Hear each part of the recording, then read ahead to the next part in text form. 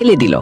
এরপর সে দ্রুত ককপিটে থাকা পাইলটের সাথে যোগাযোগ করে কেবিনের সব অদ্ভুত ঘটনা বিস্তারিত জানালো। কিন্তু ফোন রাখার সাথে সাথেই হঠাৎ একটি বজ্রপাত বিমানে আঘাত করলো। ফলে কেবিন মুহূর্তেই অন্ধকার হয়ে গেল এবং বিমান নিয়ন্ত্রণ হারিয়ে নিচে নামতে শুরু করলো। এক মুহূর্তে কেবিনে চিৎকার শুরু হয়ে গেল। পাইলটরা দ্রুত যন্ত্রপাতি পরীক্ষা করে দেখলেন সবকিছু বিকল হয়ে গেছে, এমনকি ইঞ্জিনও ঠিকমতো কাজ করছে না।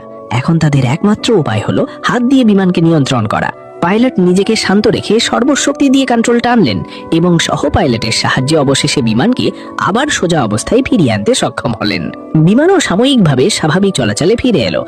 সবাই বড় বিপদ থেকে রক্ষা পেল। কিন্তু একটু আগে তীব্র ঝাঁকুনির কারণে এক নারী যাত্রীর নাক থেকে রক্ত বের হয়ে যায়। সে দ্রুত টয়লেটে গিয়ে রক্ত পরিষ্কার করতে লাগলো। কিন্তু সে টয়লেটের দরজা বন্ধ করার সাথে সাথেই বিমানবালা দেখতে পেল জানালার বাইরে একটি ভৌতিক মুখ। কিন্তু পরের মুহূর্তেই সেটি অদৃশ্য হয়ে গেল। আসলে শুধু সে নয়, আরো অনেকে সেই ভৌতিক মুখ দেখেছিল। এই সময় এক ডাক